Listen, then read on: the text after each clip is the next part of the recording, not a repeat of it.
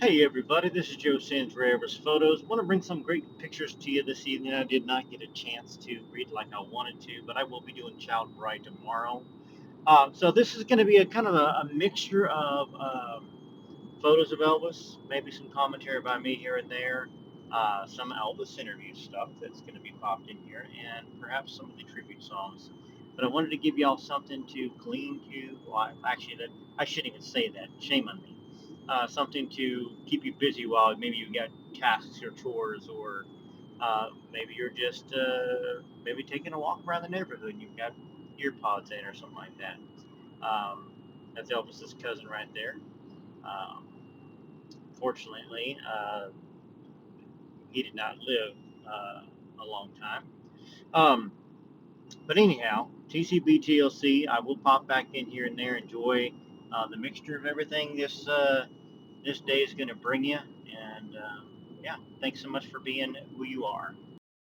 It's kind of inlaid. Yeah, well, I have two, you know. Yeah.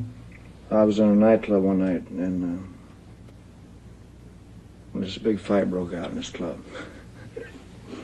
I had two guitars. I always keep one on the side in case I break the strings. And I remember thinking, I hope that nothing happens to that guitar. It's brand new. I heard a crunch, and this guy had stepped in it. Had it hanging on his foot, man. So I had to get a new one there. But as far as where these were, I don't know. You just had a small group with you, no? Yeah, I had a lead guitar player, a bass player, not an electric bass, an upright bass, a guy named Bill Black, and the drummer. That was it. Were you doing one-nighters then? Mm-hmm.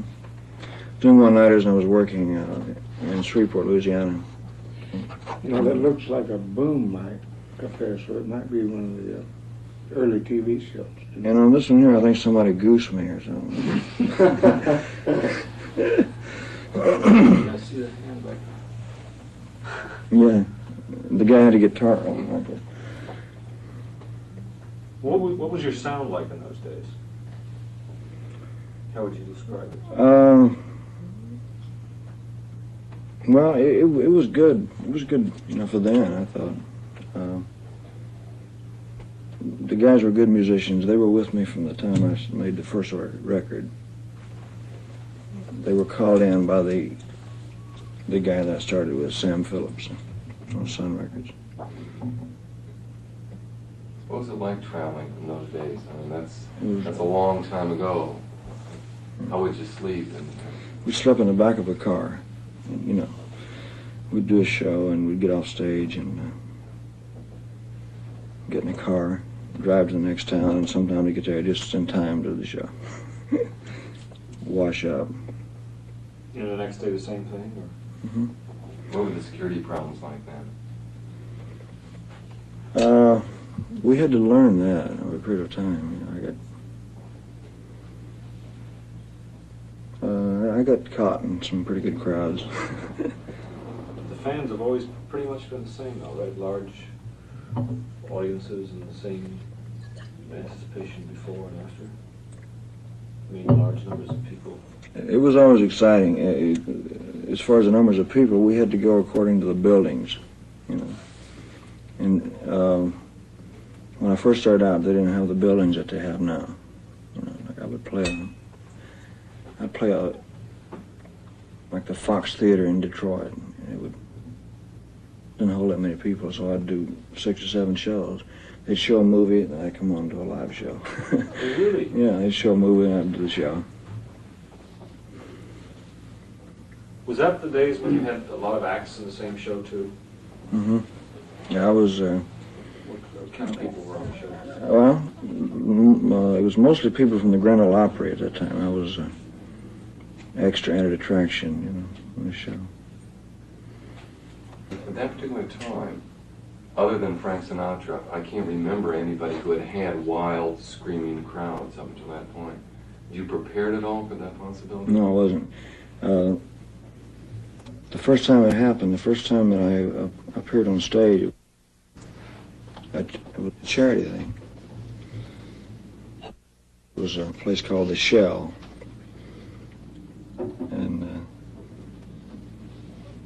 when I left the stage, they were yelling and screaming and so forth. I did 2 songs. And it scared me to death, man. I didn't know what I'd done. The manager backstage, I said, what'd I do? He said, well, whatever it is, go back and do it again. So I went back out and I did the same thing again. I really didn't know what the yelling was about, screaming. I didn't realize that I was moving, my body was moving. It's a natural thing to me, you know. You know, one of the most amazing things to me about Elvis Presley was his voice, how it changed in timbre throughout the years. You know, he had a much higher interview voice when he was younger, and then he really, I don't want to say coached, because he was a fine actor, and I think he figured out how to have more of a speaking voice that's very clear, very enunciated, very calm. You know, that he didn't have that when he was younger. You know, he had some stuttering issues when he was younger, and it might have been just to talk cool, you know what I'm saying? The 50s and everything. I mean, he might have emulated somebody's speaking style back then, but certainly as we got into the 60s and mid 70s, his voice, gosh, you know, you just can't get a better talking voice than Elvis Presley. We enjoyed it, you know, we enjoyed it on stage. But it was very wild, and we had to resist. I don't know where that is. We did a lot of outside concerts, but one of the bad things about outside is you lose your sound. Sound goes up. Well, I guess in those days, the only big places to hold that number of people were outside, right? Football stadiums and baseball stadiums, things like that. But you never knew what to expect, huh? No. Like, how would you, we know what the security is like now and how you arrive in a big arena.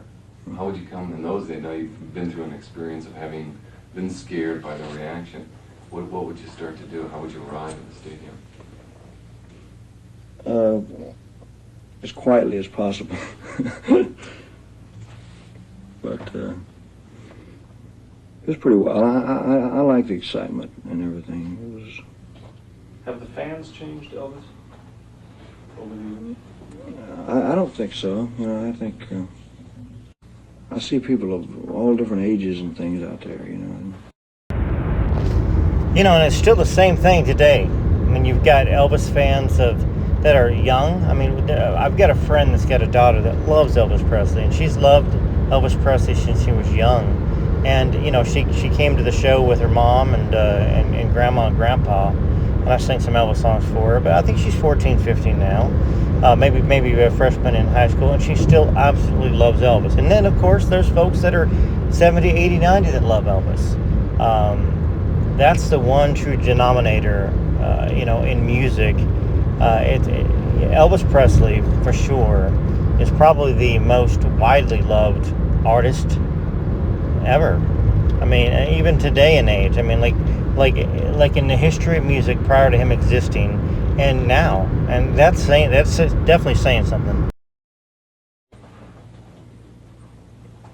If I do something good, you know, they let me know it. If I don't, they let me know that. For a while, it was a theory that anything I did would sell and so forth. Well, I knew that was not true. It's according to the material. You got to have good material. So Whether it's a song, a script, or whatever, it's got to be good. Or Time just wrote an article on the Rolling Stones, and in the article they said only Elvis Presley, except for maybe Jagger, has that ability to play a crowd like a giant instrument panel, to tune them up and to tune them down. And we saw it on the tour. in other words, you work the audience. yeah, How does that happen? well, it's just it's a give and take proposition in that they give me back the inspiration and you know. Kind of a circular thing. Sure. You give them something. Sure. I work absolutely to them, whether it's 6 or 6,000, it doesn't really matter. It's just they bring it out of me, the inspiration, the ham.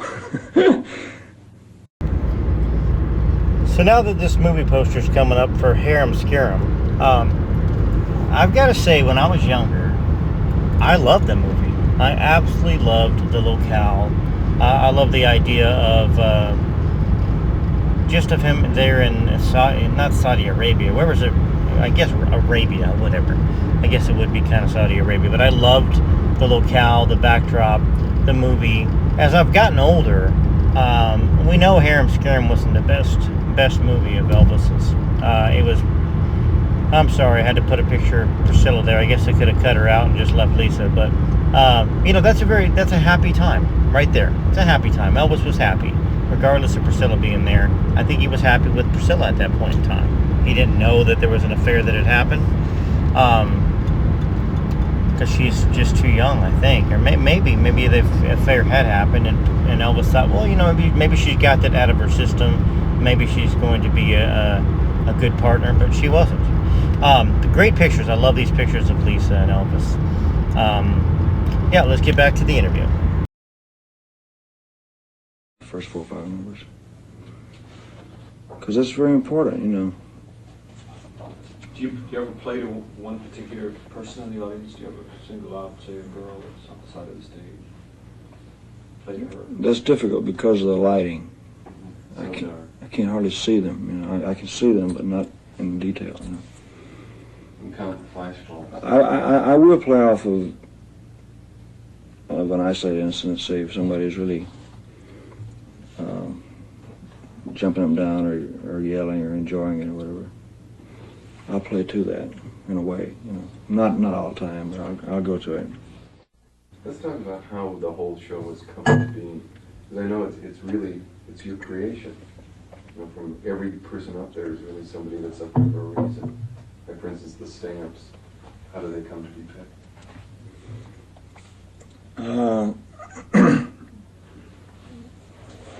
I just want a male gospel quartet on stage with me for background. So I simply find out who's doing the best at that particular time. And some of the best voices in the world are in that type of music, but you don't hear about them that much. So I had known J.D. Sumner from the time he started to work for this group called the Blackwood Brothers in Memphis.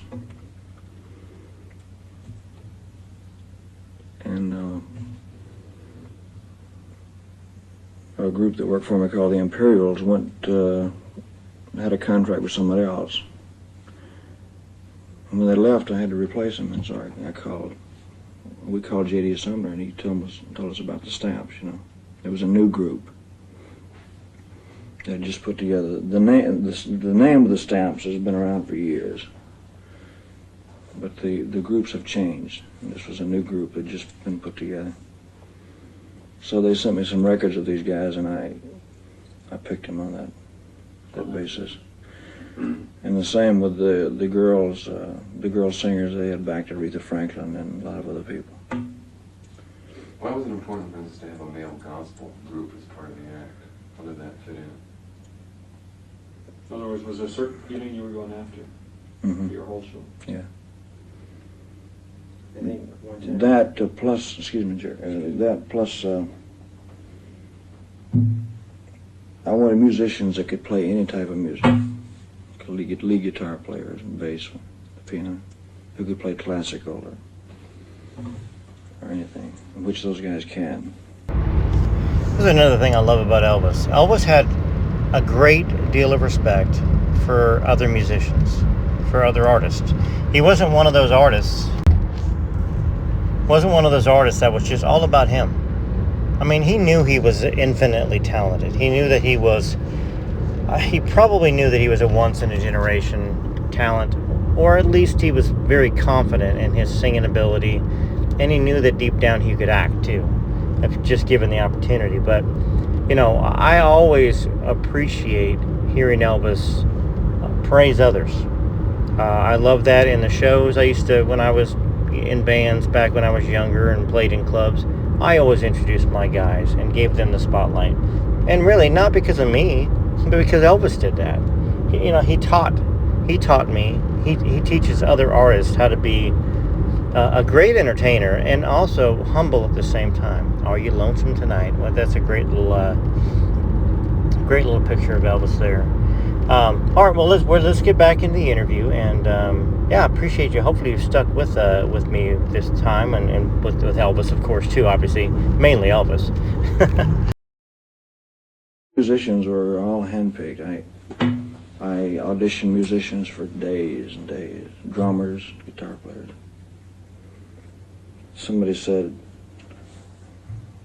I said, who's the best guitar player around? And they said, well, Glenn Campbell and James Burton. And I said, well, Campbell's out. He's on his own, so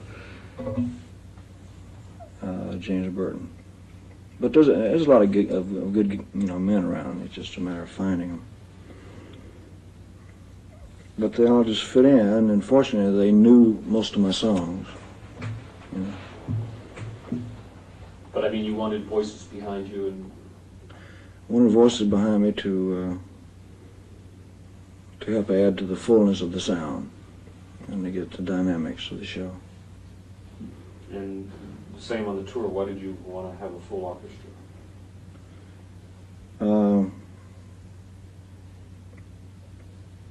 Because of the places being so big and everything, I wanted to fill the room up with sound as much as I could, with music. And a lot of records have been orchestrated. You mean like on arrangements like Bridge Over Troubled Water and American Trilogy? Yeah, you've got to have that bigness there. You've got to have the dynamics of sound. And I enjoy it. People wonder how I do it night after night or something. I really like it. I'm perfectly at home out there. I may lose 4 or 5 pounds a show easily, but I don't mind it. I've been doing it ever since I've been in this business. And how do the one-night stands feel? I mean, from city to city to city. Oh, that's exciting. Used to traveling around and going to the shows and checking it, I saw a piece of and having them say, "Oh, I knew you from 50 years ago," and I wasn't around 50 years ago. Remember that piece of film that we saw today? What was it, 1968 or something like It's from the top 10 outstanding young Americans. 10 Outstanding Young Men Awards. Oh, Remember what you said? the JCs there? Very short. I was so nervous. And you made a speech then, right? Yeah, it's a different ball game when you're going out to sing and you're going out to make a speech. And I had nothing prepared. I was going to go out and just ad-lib it. But when I first started talking, my voice was so high. I sounded like somebody else, It was way up here in this register, God.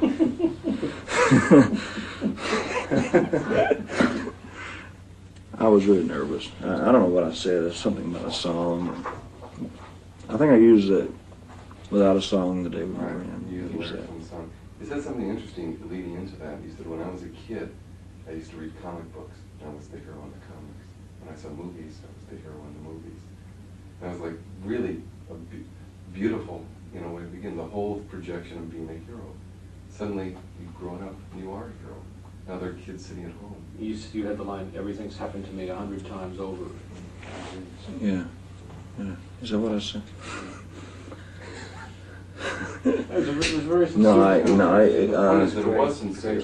Yeah, I just, It was something only you could have said. it just came to me at the time. I didn't prepare it at all. Can I tell you guys I wrote that? Oh, you did. The secret that every great man is a good speechwriter. That's what you want us to say, right? No, no. But when you were a kid, is that how you identified with being a hero, by a comic book or by a newspaper? Oh, yeah, sure. Now, I think that we all, when we were younger, dreamed and aspired to be something greater than what we thought we were. And, sometimes we were great as what we were. But sometimes we had a parent that wasn't supportive, or a brother or sister that picked on us, or somebody in school. And of course your mind goes to imagining. And Elvis was no different. And it's a good thing. It's a good thing that Elvis was not raised with everything. handed to him. It's a good thing that he had adversity in school, because first off, I tell you, I can tell you from first experience that the burning desire to prove everybody wrong is what drives you to be a better singer, a better guitar player, a better entertainer, and hopefully a better person. It doesn't always though, but in Elvis's case, it did. And it's what drives you to not just prove people wrong, but then the folks that believe in you, to be able to lift them up and carry them with you. And Elvis carried his family and friends with him, did not leave them behind. Be sports. I'm not a golfer, but I watch the top golfers. Tennis players, the chess players. I admire anybody who can do anything of that nature. When did you first feel that you wanted to be a singer? Did you have it? When I first realized I could sing, and at about 2 years of age, I found myself singing. I was singing, and people would listen to me around the housing project where I lived. And as time went by, I was about 8 years old, and they entered me in a talent show. I wore glasses. Had no music, and I won, I think it was 5th place in this talent contest, this state talent contest. I got a whipping the same day. My mother whipped me for something. I wanted to ride. Destroyed my ego completely. But I would sing like in church, my mother and father, but when I was about 10 years old, they gave me a choice between a guitar and a bicycle. So I took the guitar and to watch people. I learned to play it a little bit. But I would never sing in public. I was very shy about it. And in the 11th grade in school, they entered me in another talent show. Nobody knew I sang anything. I would sing around the apartment building where I lived. But they entered me in this talent show. Do what? The Colonel Story. That's the Colonel sequel Story? to this, yeah. I don't know. Because King. And your sideburns. Sideburns. There were some truck drivers, believe it or not, that drove big diesel trucks and so forth across country, and they had scars on them. They were wild-looking guys. So I used to lay on the side of the road and watch these guys drive these trucks. And when I was old enough to grow sideburns, I grew them. I got criticized a lot for them, kicked off the football team and so forth. You were different than most of the kids then, right? I mean, you dressed differently at all? Well, I suppose so by normal standards, but it was just something I wanted to do. I wasn't trying to be better than anybody else. Let's go back to the 11th grade talent contest. What happened? Well, I wasn't, like I said, I wasn't popular in school. I wasn't dating anybody at that school.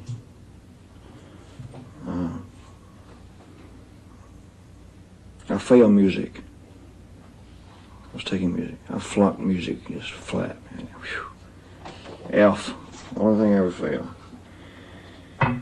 And they entered me in this talent show. And I came out, I did my 2 songs. And when I came on stage, I heard people kind of rumbling and whispering and so forth. Because nobody knew I even sang, really. And it was amazing how popular I became in school after that. What did you say? And I'm sure Elvis enjoyed the fact that he actually got a little bit more popular. He wasn't picked on the whole time he was there. It was just kind of the earlier years. And then when people figured out that he could sing, Elvis would bring his guitar and sit outside and play music by trees in Memphis when the weather was probably good enough to do it. And he'd have groups of his peers gather around him while he sang popular songs, the Frank Sinatra songs, the Dean Martin songs. I don't think he fooled around and did a whole lot of jumping up and down, singing real fast during those years. He sang more like expressive ballads, things that were popular standards at the time, and which would be expected. But yeah, I mean, this is one of my favorite interviews. This interview is from 1972, and it's a nice, deep look into Elvis in a very relaxed state. Waltz Again With You by Teresa Brewer. That's a song I sang. So then I went on through high school and I graduated. What happened? You never sung in public before. You get out there, you're scared, pissless, and you start to sing. What happens? Well, about the same thing happened later on at the Shell. You know, the kids, everybody really went. You know, I got 10 or 11 encores, that type of thing. They just kind of halted the show at that period. And it scared me, but then it made me very happy too. But I was still shy about it. I wouldn't sing in public for a long time, and I went for maybe a year. I just kind of forgot about it.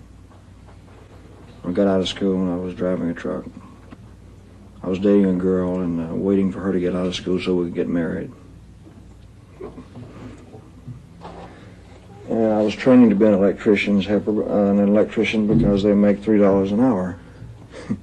You know, and I was very serious about it. I made the first record really as a personal thing for my mother. And that same company called me a year later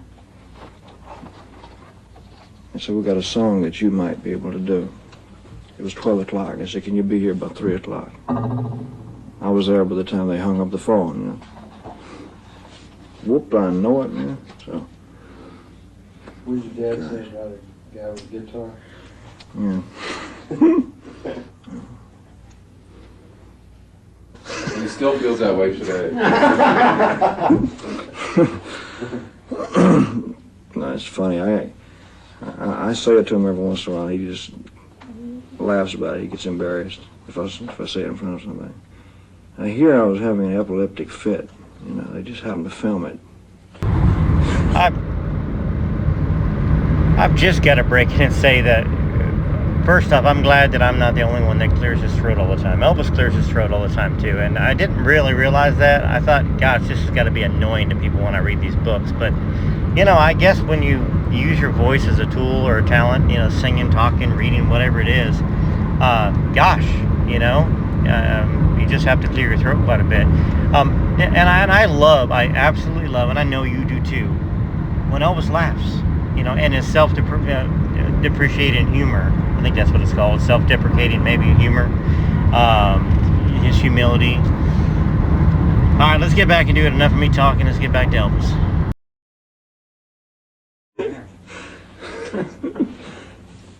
How old were you then? Do you have any idea? I was about 19. You look like you're trying to get your balance. Oh. What happened to all those movements that he used to do? I noticed you changed them around a lot. I don't know. I learned better after a while. What happened when you went on TV that time? You mean when they filmed me from the waist up? I think it was a matter of, it was new at that time to see anybody's body vibrate or move at all. And that's what I was doing. When you went on with Sullivan Show, did you know he was going to film you only from the waist up? I wasn't conscious of those type things, you know, really. But in that day, do you think people thought it was shocking, or? I think so. think they probably did. How'd you find out that he had cut it that way, that he had not shot your whole body? When I saw it. So I played back, and I was so busy at that time, man, so I didn't really have time to. You gotta remember, you know, I was just 19. So they just shoved me out in the world. Did things start happening fast?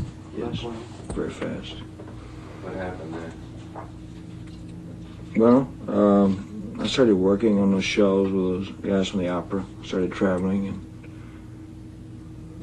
doing more TV shows, and I came to Hollywood. I did 4 movies, so everything was happening very in a short period of time. And then, right when I was going good, I got drafted, and overnight it was all gone. It was like a dream. Changed. What happened in the Army? What did you expect and what did you find? How do people treat you? They treated me very well. You know, I've had people ask me if I had a rough time or something. I just did the same thing everybody else did. I didn't ask for anything, and they didn't give me anything, you know. I just did the same thing everybody else did. I made it very well. I had no trouble at all. I remember your dad was telling me that they expected you to sing, and but that you didn't want to make it that kind of a. Now, they asked me once or twice, like Bob Hope would come over and do his Christmas thing. Christmas show. And they'd put a little pressure on me about doing his shows, and I said, gentlemen, I don't have any instruments. I've been in the service about a year. I was a corporal. I said, I don't have any instruments. It'd be difficult for me. I'd have to bring my musicians over here. I will do that. You know, I think that sometimes it gets lost in the history of Elvis Presley that he spent 2 years in the Army. You know, I mean, you and I know this, right? You know, we're long-term Elvis fans, long-time Elvis fans, probably live and breathe just about everything he did. I know y'all have knowledge that makes you experts in the field of Elvis. I know it. I know a lot of y'all do. Probably most of you. There are some people that are new to this channel, some people that are new to Elvis that just don't get it. They don't understand it because GI Blues, he played a soldier, obviously.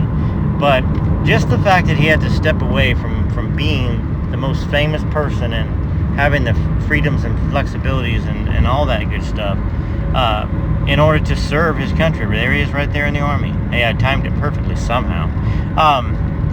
You know, and he very well could have lost his career if he was anybody else besides Elvis Presley. Elvis Presley was so unique and so loved, thank God, that there was no way he was going to come out of the Army, regardless of who was his manager, whether it was Parker or anybody. If Elvis would have got in the films then, he would have been just as popular. And I am a small Colonel Parker defender because Colonel did work 24/7 on only Elvis. There's other artists that wanted Colonel Parker to manage Elvis, manage them, and Parker said no. And you know, and Elvis did benefit in a lot of ways from that with the merchandising deals, and I mean, Parker certainly sold his likeness and image and made them both a lot of money. All right, now on this note, let's get back to the interview. I didn't want to do it. I just felt I couldn't really mix the two. I couldn't be in show business and be in the service too.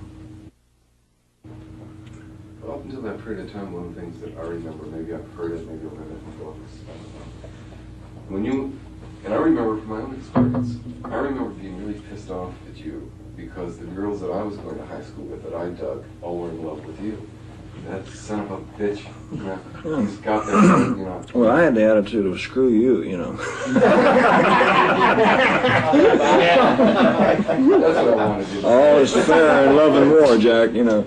About the guy that went in the audience. Yeah, right. Oh, when we were doing the girl in the red? Yeah, I mean, no, about the guy that was sitting there with his wife. His wife was saying things about Elvis. Oh, yeah, in Buffalo. In It Buffalo. was in Buffalo. Yeah, it was in Buffalo. Was it? Yeah. Oh, I don't know if I can do the accent, the Buffalo, New York accent probably. But I had the videotape camera, and I was out in the audience, and we were going to tape that concert so that we could compare it for him to Elvis. And the lady, there's two couples sitting there in their mid-30s or something like that. And the lady is saying, "Oh, I'd give anything if I could just get up and touch him, or maybe he'll kiss me." And he said, "You ain't going up on that stage. You get out of the seat, we screw." You know, and she says, "Oh, if you just, I mean, if I could run up there and just kiss him, it would be just..." And he said, "Myrtle," he said, "you get out of this seat and you find yourself another husband. You touch that son of a bitch and we're through." And I said, "Why am I not filming this?" It was beautiful, and they were sitting right behind me. And she got, like, the rest of the night, they didn't talk, and he sat there like this the whole night. He wasn't about to get into the concert at all. Yeah, that's funny. No, I found, through the years that most of the guys are pretty understandable about it, you know. But you had gotten into some open hostility. Somebody had punched you or something one time. Yeah, I had a few instances like that. Like somebody woke up and asked me for an autograph, take a swing at me. But they realized that I fought back. You know. And I didn't have any trouble like that from the time I got out of the service on. It was just those first few years I had to watch for it, you know. I think maybe one of the things the Army did is it made you aware of the fact that you could just be accepted as a human being, as just another guy. Well, that's exactly what they did, you know. And we were under wartime conditions in Germany, and I was in a tank corps, so we were up on the Russian zone most of the time, just on patrol. And the weather was bad. It was 10 degrees below zero. And I tried to keep my morale up. That's another thing that I think gets lost in a lot of knowledge of Elvis, is that he didn't have a cakewalk. I mean, he was out in the elements. I mean, he almost passed away once from carbon monoxide poisoning. Once again, thank God he didn't. But Elvis didn't have a cakewalk, and he didn't want to have a cakewalk. I mean, he enjoyed his downtime and his playtime, but he was a soldier. He definitely earned his promotions, and I don't care what anybody else says that was around saying that maybe he had a little bit of special treatment and that's why he got promoted. I mean, he deserved it. Somebody like that gives up a career to be a normal person and insists on not being treated special, they deserve promotions, probably ahead of somebody else that's acting just as good as them. Because Elvis could have definitely ducked and dodged his duties as a soldier and as an American if he wanted to. At any point in time, he could have just stepped back, and he didn't.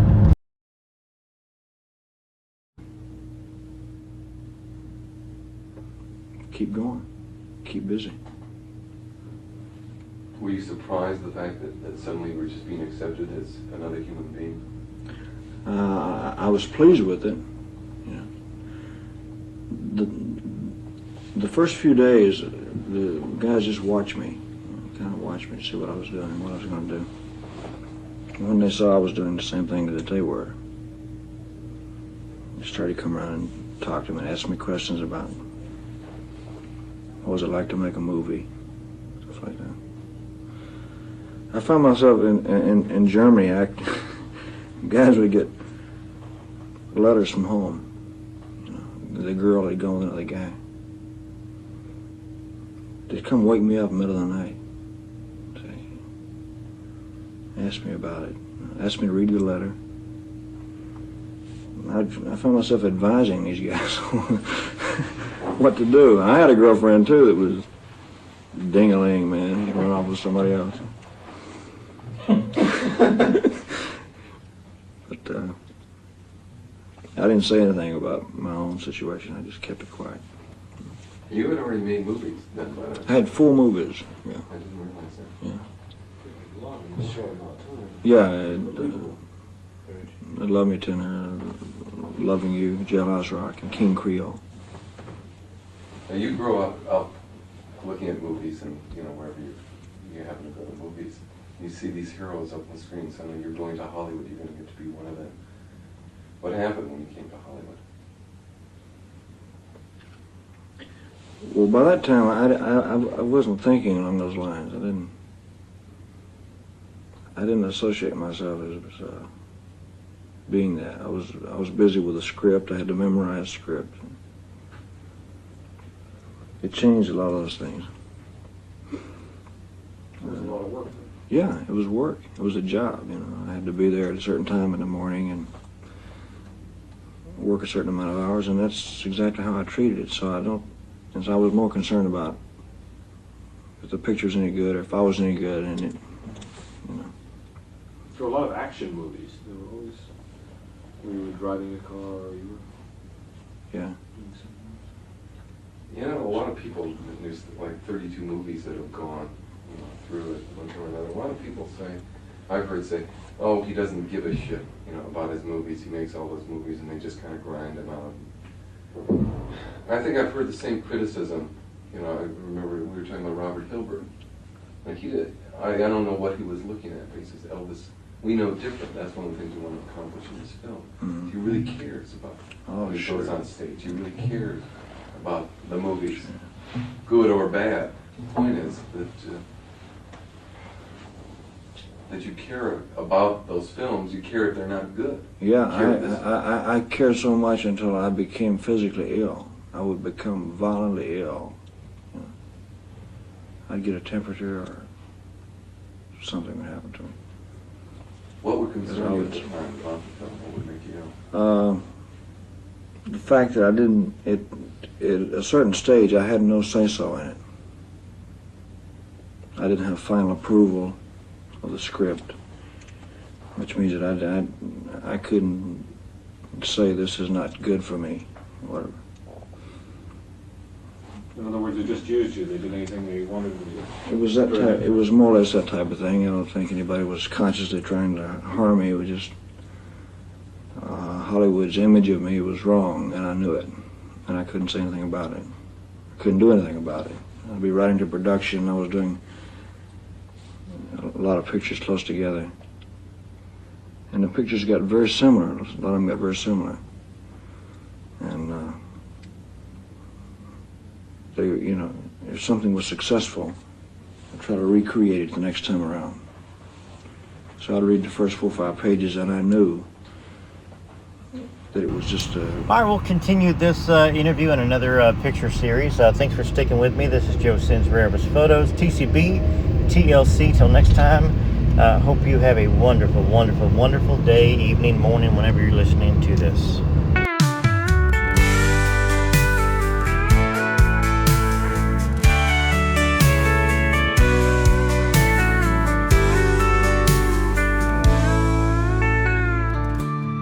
Don't you dare call him names.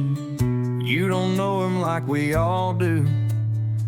Priscilla took his legacy and tried to send it down in flames. That you. We don't need this Me Too world, saying all these things so cruel.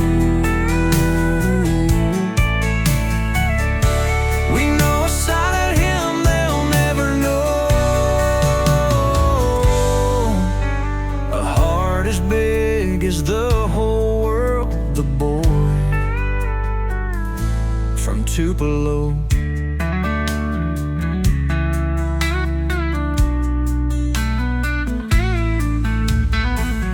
Don't be surprised to see us, then you don't, 'cause we don't take no sit down and think again. Don't be cruel. This is the last chance you'll get. Me Too world,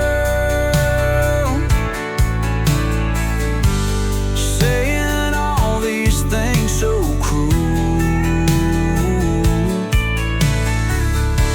We know a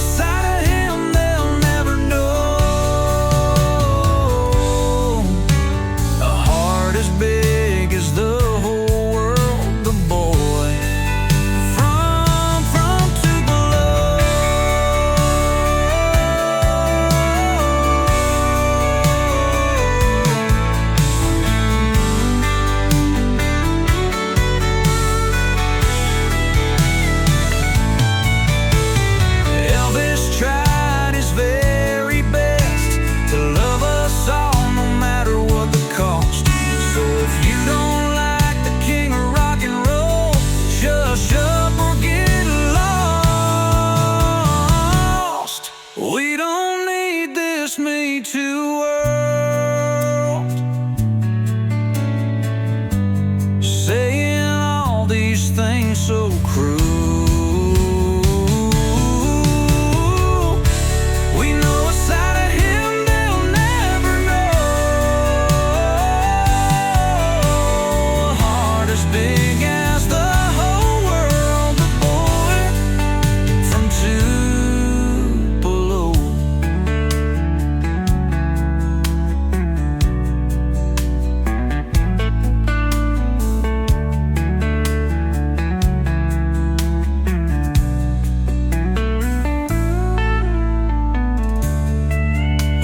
As big as the whole world, the boy from Tupelo.